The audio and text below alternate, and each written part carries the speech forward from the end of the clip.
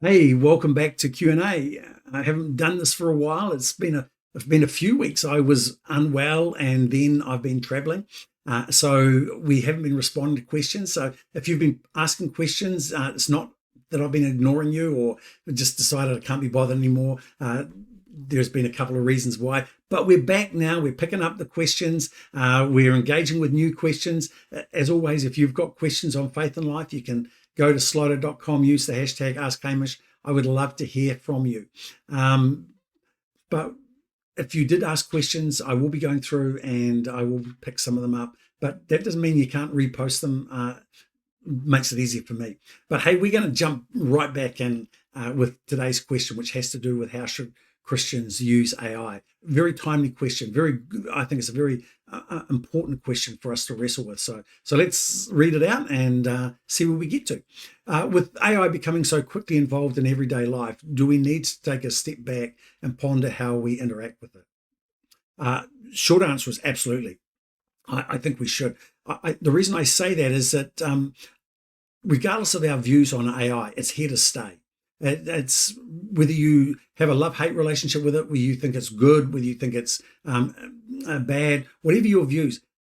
In my view, it's here to stay. It isn't going anywhere. It's not just a fad. It is so deeply woven into how we're starting to do things that it's here. In fact, as a result of that, I want to say that it's changing society. It's going to change society in the same way that, for example, the printing press or the Industrial Revolution did. It's not like a new technology that's enabling us to do what we could do before, but in an easier way, in a more efficient way. It's radically different to that. It's not like, for example, with the invention of the electric light bulb that dispelled darkness more effectively than candles did, and so therefore enabled people to walk around more effectively and everything else. But it didn't actually change what they were doing. It just sat alongside of it. At night, I want to read, I've got to light a candle, now I can switch on a light. It enabled more opportunities, but fundamentally it was doing the same thing that the candle did. It sat alongside the same way that people were doing things before. It just made it easier. But AI is different. AI is different. It's just like when the printing press came along. It radically changed everything because it enabled mass communication. And with that, it opened up the world in ways that people could never have imagined. And it changed societies. You see, up until then, the way that you got to hear about something was word of mouth. And you decided, do I trust that person? Do I not trust that person? There were a lot of things that are happening that you never heard about because it never made it to you. And so your world was small. The ideas were not widely shared. Politics tended to take place between the elite who were gathered, and every circle, every sphere of influence, every circle, every community sort of stuck to itself.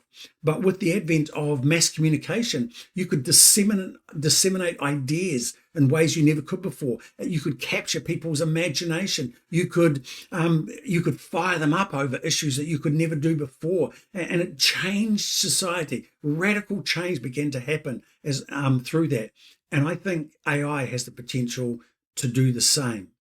It's radically different to anything that we have to anything different that we have seen before. Sorry, I'm just trying to get rid of a note pop-up that's happened here. And that's why I think we should really step back and think about how do we interact with it. You see, for most of us, we think of AI in terms of simplifying repetitive administrative tasks, getting it to write letters, getting it to file stuff, classify stuff, doing all those things, provide summaries of perhaps of board meetings or a proposal that's been come across our desk or things like that, or taking a picture and making it into a cartoon, all those sorts of things. And at that level, fine, I get it. But it's quite another thing to ask it for information, to go away and to do something for you, to save you the time of doing it yourself in terms of research. So, for example, if you were to put into AI, you were to ask it to summarize the main points of difference between baby boomers and Gen Z, and then to highlight the points of conflict and how can we overcome those, then what's going to happen is you're going to get a document that is not value neutral, but contains the bias of the programmer. And not only that, it's going to contain the bias of all of the information that is on the internet, and it's going to distill that down and a report that it gives you, and that report influences you perhaps more than you recognize. You're not just reading it dispassionately and saying, "Oh, yeah, I'd not thought of that," but those thoughts are now becoming part of the way in which you understand or the way in which you frame that discussion. And that's why I think we should question it, because it's not value neutral. The way that it's used is not value neutral. So we need to think about, how do I approach it? Where are the boundaries in terms of how I'm going to use it for myself, or where I would use it in that sense. You see, I think one of the big concerns I have following on from that is that it helps us recognize that if we're not careful, it's going to replace critical thinking. I think we've already lost some of the ability to think critically because of the way that society has been structured now, where we argue, we divide. If you disagree with me, you're the enemy. We don't know how to have healthy debate.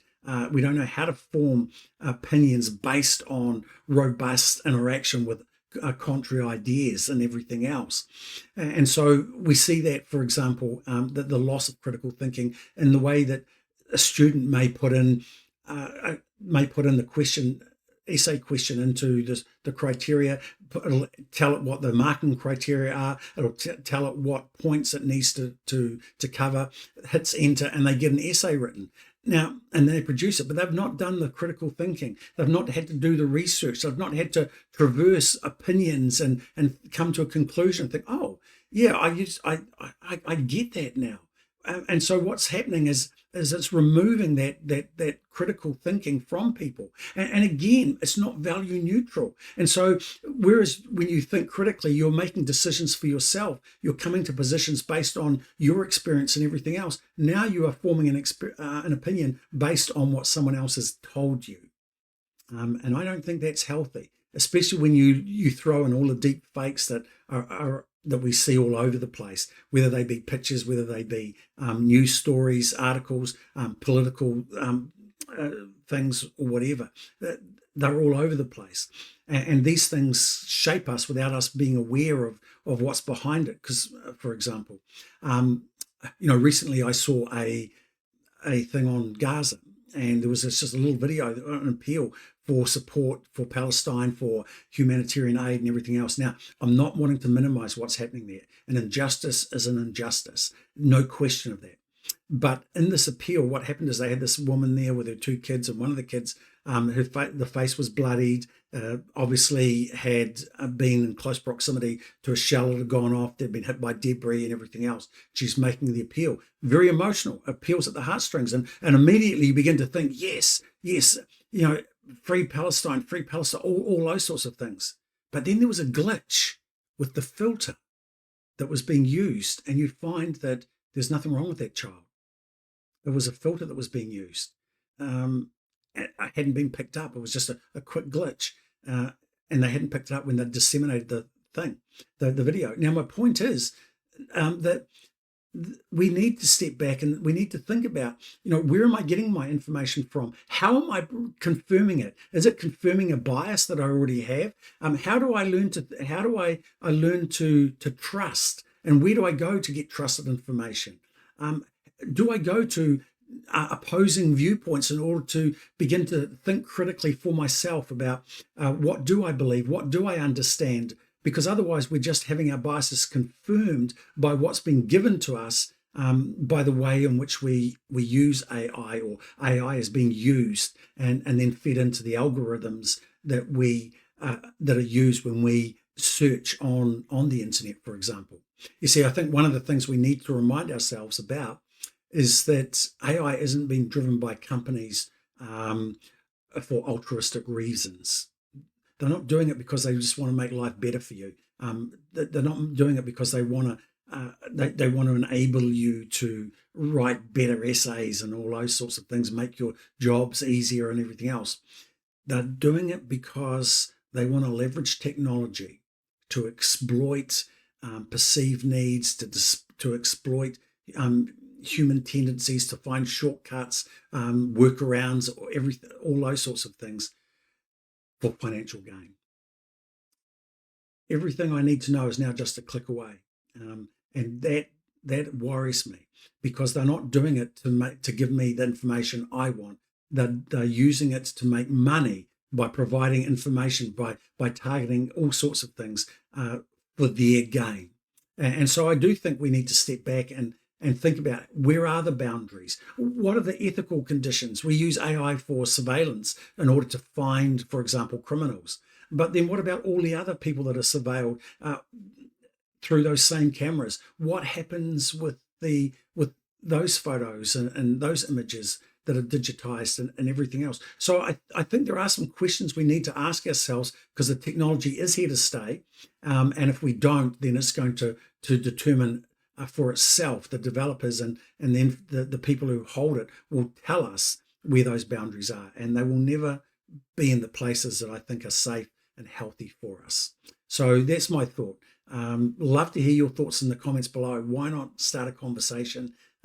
Let's do our own research. Let's come to positions ourselves as we think about, where are the boundaries for AI in my life and the way I use it. But those are my thoughts. As I say, I'd love to hear yours. But that's it for now. Until next time, God bless.